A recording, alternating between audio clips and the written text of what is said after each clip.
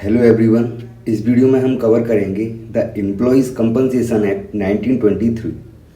ठीक है, तो जैसा कि इसके नाम से ही समझा जा सकता है कि यह एक्ट एम्प्लॉयज़ को जो है कंपनसेशन देने की बात करता है। एंड हम जानते हैं कि कंपनसेशन कब दिया जाता है, जब कोई एक्सीडेंट हो या इंजरी हो। ठीक है, तो सिंपली यह एक्ट वर्कमैन या एम्प्लॉयज़ को काम करते में कोई इंजरी हो जाए या डेथ या डिसेबिलिटी हो जाए तो वहाँ एम्प्लॉयर की ये लाइबिलिटी होगी कि वो वर्कमैन को या फिर डेथ के केस में उसके डिपेंडेंट को जो है कंपनसेशन प्रोवाइड कराए। ओके, एंड ये टर्म डिसेबिलिटी एंड डिपेंडेंट्स ये सब अभी हम आगे डिटेल में देखेंगे।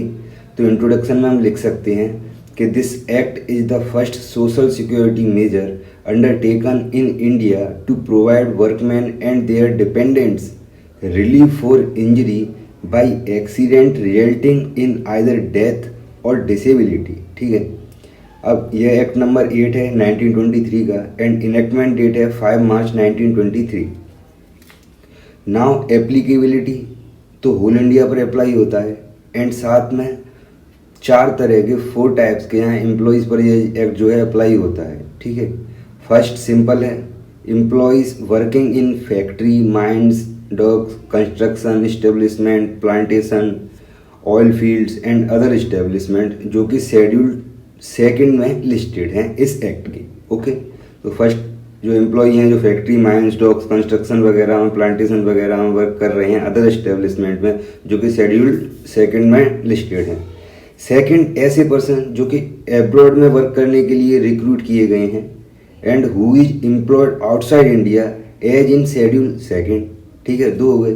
थर्ड, ऐसे पर्सन जो कि as a driver, helper, mechanic, cleaner और any other connection with motor vehicle. ठीक है, and to a member of the crew of an aircraft. And fourth, employees जो कि इंडिया में रजिस्टर्ड कंपनी में एब्रॉड में वर्क करते हैं। तो ये 4 तरह के एम्प्लॉय यहाँ कवर होंगे।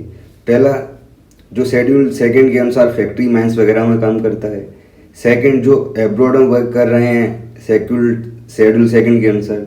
थर्ड, जो ड्राइवर, हेल्पर वगैरह या एयरक्राफ्ट वगैरह के क्रू मेंबर हैं।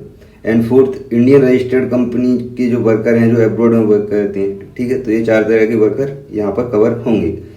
Now exception, then this act does not apply to the member of arm force of the union.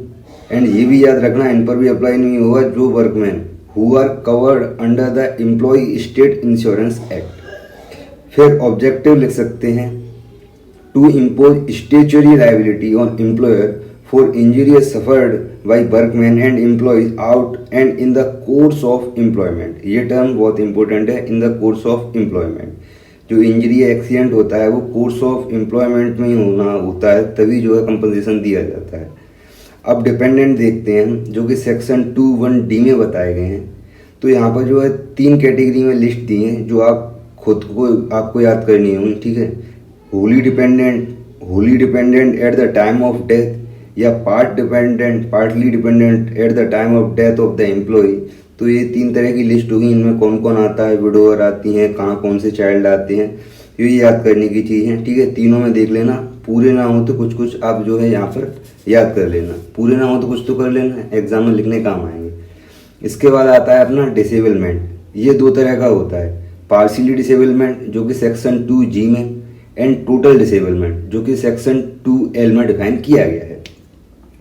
According to section 2(G) partial disablement means, तो यहाँ 2 heading हैं, तो यहाँ आप समझना, एक जगह पर टेम्परेरी नेचर का होगा तो वहाँ पर हम कहेंगे टेम्परेरी पार्शियली डिसेबलमेंट, और सेकंड में होगा परमानेंट नेचर का डिसेबलमेंट होगा तो इसे हम कहेंगे परमानेंट पार्शियल डिसेबलमेंट। ठीक है, तो फर्स्ट देखते हैं, जहाँ की डिसेबलमेंट जो है टेम्परेरी नेचर का हो एंड वो डिसेबिलिटी वर्कमैन की किसी भी एम्प्लॉयमेंट में, एनी एम्प्लॉयमेंट में उसकी अर्निंग कैपेसिटी को कम कर देती हो, रिड्यूस कर देती हो, तो उसे हम कहेंगे टेम्परेरी पार्शियल डिसेबलमेंट। फिर है, जहाँ की डिसेबिलिटी परमानेंट नेचर की हो and such disablement as reduces his earning capacity in every employment which he was capable of undertaking at the time. Okay, and provided that है कि एवरी इंजरी जो कि पार्ट सेकंड में schedule 1 में specify की गई है उन्हें परमानेंट पार्शियल डिसेबलमेंट माना जाएगा। तो ठीक है, यहाँ समझ में आ गया होगा जो टेम्परेरी नेचर की इंजरी थी वो टेम्परेरी पार्शियल डिसेबलमेंट, जो परमानेंट नेचर वाला हमने पढ़ा वो permanent partial disablement. Now total disablement means disablement चाहे वो टेम्परेरी नेचर का हो या परमानेंट नेचर का हो, कैसा भी हो, लेकिन वह ऐसा हो कि वो वर्कमैन जो है वह सभी तरह के काम करने में जो है इनकेपेबल बना दे उस वर्कमैन को, एज इनकेपिसिएटेड और ए वर्कमैन फॉर ऑल वर्क, जिसे वो पहले करने में सक्षम था या वो कर सकता था, इस एक्सीडेंट या इंजरी की वजह से वो नहीं कर पाएगा, उसे हम कहेंगे total disablement. And provided that है कि शेड्यूल 1 के पार्ट 1 में दी गई इंजरी या पार्ट सेकंड में दी गई कॉम्बिनेशन ऑफ इंजरीज जो है टोटल डिसेबलमेंट में कवर होंगी। एम्प्लॉयर लायबिलिटी फॉर कंपनसेशन, तो under section 3 of this act employer पर लायबिलिटी जो है यह सेक्शन इम्पोज करता है in case of occupational disease या पर्सनल इंजरी और द प्रिस्क्राइब्ड मैनर, जिस मैनर में जो है कंपनसेशन वर्कमैन को दिया जाना है। अब ऑक्यूपेशनल डिसीज 3 जगह मेंशन की गई हैं, part A of schedule 3, part B of schedule 3, part C of schedule 3। फिर पर्सनल इंजरी या एक्सीडेंट भी कवर होंगे जो कि arising out of the employment और in the course of employment होंगे। एंड एम्प्लॉयर लायबल नहीं होगा फर्स्ट डिसेबलमेंट जो है 3 दिन से ज़्यादा का ना हो जहाँ पर, वहाँ पर वो लायबल नहीं होगा। Second, accident due to influence of drink, drugs और डिसओबे ऑर्डर और डिसरिगार्ड ऑफ सेफ गार्ड। इसके बाद ये 3 टेस्ट देख लेना आप, ठीक है, जो कि डिटरमाइन करते हैं whether an accident arose out of employment और नॉट। तो पहला है कि वर्कर जो है at the time of injury business जो है उसमें इंगेज होना चाहिए, एंड ये भी ना हो कि वर्कर वहाँ पर अपने बेनिफिट का कुछ काम कर रहा हो। सेकंड, एक्सीडेंट उसी समय हुआ हो जब जो वर्कर है अपनी ड्यूटी को परफॉर्म कर रहा हो, जो उसकी बिजनेस की ड्यूटी है। And third, injury must have resulted from some risk incidental to the duties of the service or inherent in the nature of the condition of the employment। इसके बाद employer liability when contractor is engaged, तो according to section 12 जब contractor engage हो तब employer following circumstances में जो है compensation देने के लिए liable होगा। तो कौन कौन सी circumstances हैं? फर्स्ट है कि कॉन्ट्रैक्टर जो है ऐसे काम में इंगेज हो जो कि एम्प्लॉयर का ही जो है ट्रेड या बिजनेस हो, या फिर सेकेंड, वर्कमैन जो इंगेज हो वो ट्रेड या बिजनेस के पर्पज से हो। थर्ड, एक्सीडेंट जो है एम्प्लॉयर के अंडर किसी प्रेमाइसिस में हुआ हो, मीन्स एम्प्लॉयर ने जो है कोई प्लेस लिया हो वर्क करने के लिए, वहाँ पर एक्सीडेंट हुआ हो। ओके, तो ये 3 सर्कमस्टांसेस हैं जहाँ पर जो है जो अपना एम्प्लॉयर है कॉन्ट्रैक्टर एंगेज होगा, वहाँ पर भी कंपनसेशन देने के लिए लायबल होगा।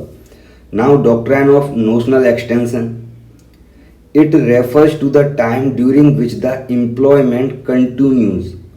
तो जैसा कि हमने देखा है कि कंपनसेशन तभी दिया जाता है जब इंजरी या एक्सीडेंट जो है कोर्स ऑफ एम्प्लॉयमेंट में हुआ हो।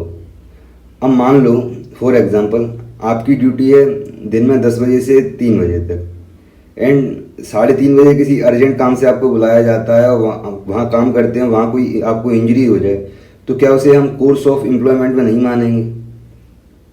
समझ रहे हो ना? तो ऐसा नहीं है। ये डॉक्ट्राइन है, डॉक्ट्राइन ऑफ नोशनल एक्सटेंशन, इसी टाइम को जो है एक्सटेंड करने की बात करता है कि कई बार जो है थोड़ा टाइम इधर उधर हो सकता है।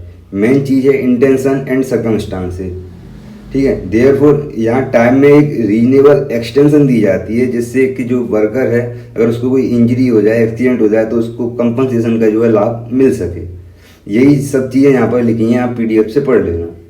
फिर सेक्शन 4 के अकॉर्डिंग कंपनसेशन 5 केसेस में दिया जाएगा: death, permanent total disablement, permanent partial disablement, temporary partial disablement और टेम्परेरी टोटल डिसेबलमेंट, ठीक है।